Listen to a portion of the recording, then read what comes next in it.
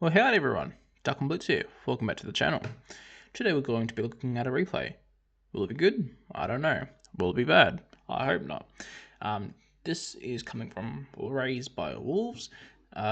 He told me just to check it out and analyze him and see how he does. But also I'm going to break it down and let you know how I would have done it, if there's any mistakes, or if I would have done something differently. Again, this is from my own preference on how to play the game. Everyone is obliged to play it on how they want to play it. But enough talking, let's get into the replay. Yeah, replay. Back home to you.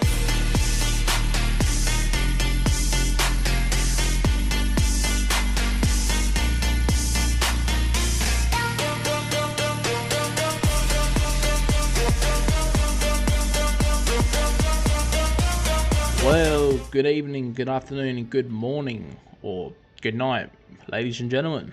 This is your boy, Dark on Blitz here.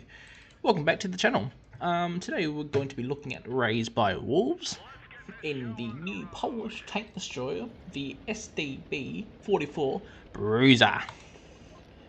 Now, sorry about the squeaky desk. Today we're going to be looking at his replay. He told me it was a pretty good game on his behalf, maybe his best game, and also that it comes down to a very close call game with the numbers working against him. But further ado, I don't know this map. I forgot the name of this map. He just about to move forward, but he spots the KB2. Now the KB2 Oblivious, nice shot as well, 250 damage to start off his amazing damage journey, which I've been told. And yeah, the new Polish tank destroyer. How do I feel about it? It's strong. You know, the tier 5 strong, the tier 6 is strong, the tier 7 is strong, tier 8 I'm still working on it, but until I can get to tier 9 and 10, the videos might be coming out short, but I would just grind me up first and then explain it, unless you guys want me to do the videos now and do the progress and see how I feel about it. But anyway, he brings his damage up to 800 now. You know, typical tank destroyer, just sniping. I wouldn't call it camping because he is a tank destroyer after all. But he is just racking up his damage up to 1,000 damage already, and he's just not having to move at all. Unfortunate miss or bounce there, just only damaging the track. I would have taken my time with that shot, and I would have taken my time with that shot as well. But you know, we all can't have it. It was an unfortunate ricochet as well. Now that light tank's going to be a problem because he is going to spot everything. But as we see here, it's now 3 versus 6. Don't know where his team went. He is on 1,300 damage, and there is just a lot of people to get through. But he still has teammates. Oh, excuse me, mate. Nice shot there, brings damage up to 1,500, and he's gonna take him out. Nice mini ammo rack, by the way. Would have been more satisfying if it was the other way around, where it just, yeah, you know what I mean. But it's now 1 versus 4. Takes out the KB2. Now it's a 1 versus 3. Now this is where he enters God mode, I've been told, or just, I'm assuming God mode. So right here,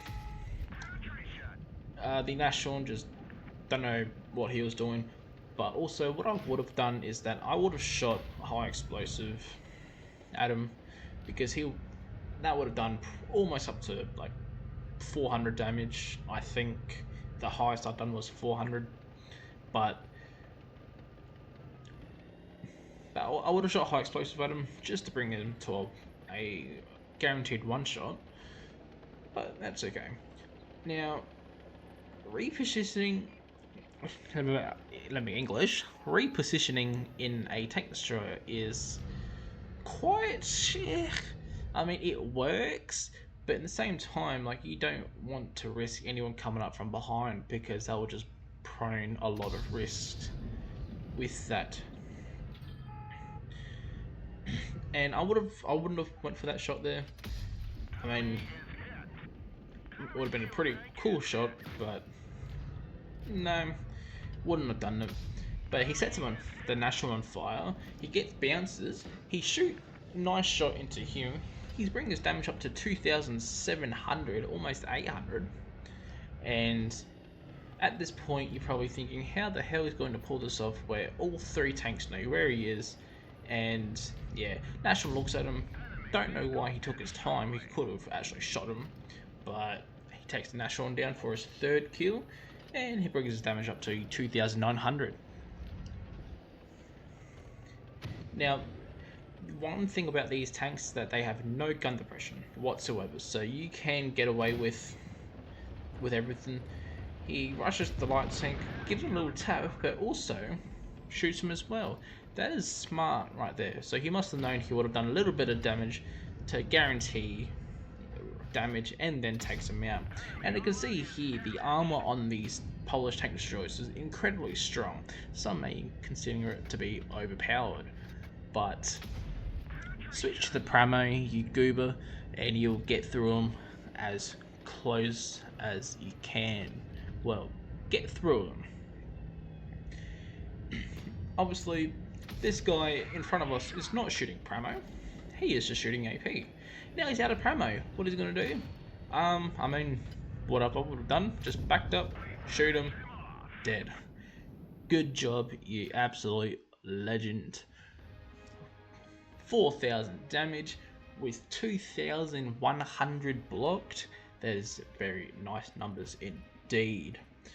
And just 5 kills. He deserves all the medals he gets. Unfortunate, it's just a first class, which is a shame because that deserved the mastery badge. But obviously, someone must have done a lot better in the tank to get that mastery as well.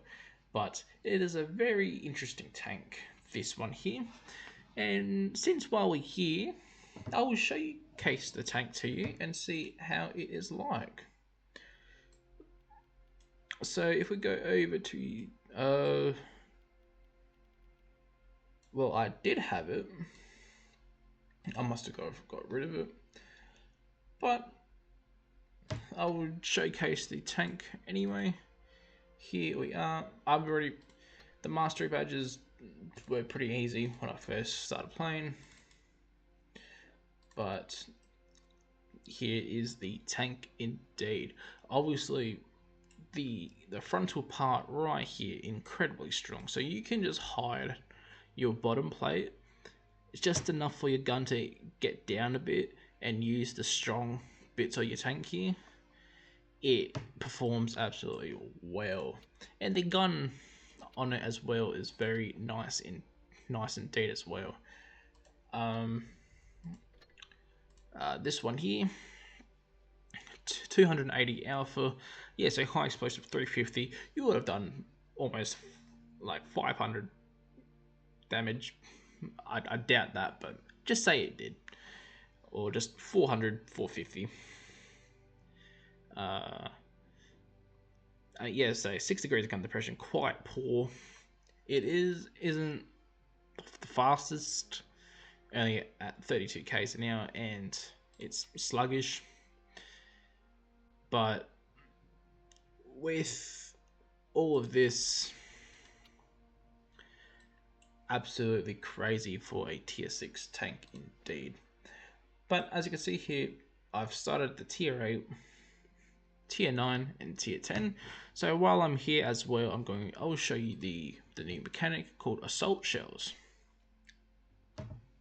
The effectiveness of assault shells depends on the distance. The closer you are to your target, the more damage you deal. 50 meters or less, average damage is multiplied by 140%.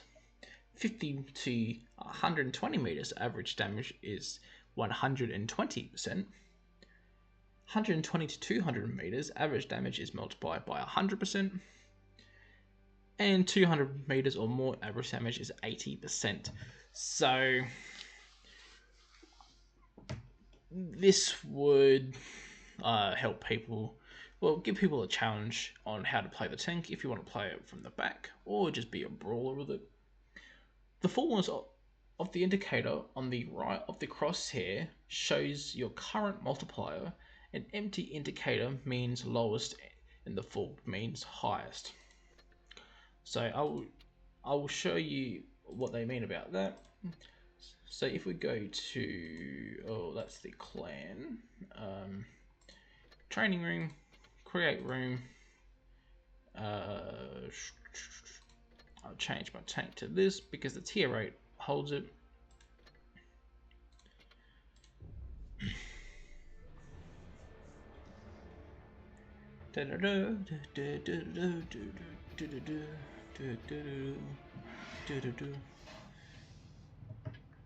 So as you can see right here, got the three markers here, and obviously once we get a bit further, they will change to orange, and a bit more further, red, until, well, you get around here, and you'll do pretty much your normal average damage. Oh, wrong control. So it is, the tier 8 is a nice tank as well, but I will give you my review on that in the meantime. But if you guys have enjoyed this video and the replay and my little discussion about the tank, consider liking, subscribing, and leave a comment down below, and I will get to I'll get to the tanks I want to do my reviews on and see how they play out in the game, and if they've been power crept or if it's still the meta. But again, hope you guys have a wonderful day, and I'll see you in the next one. Goodbye for now.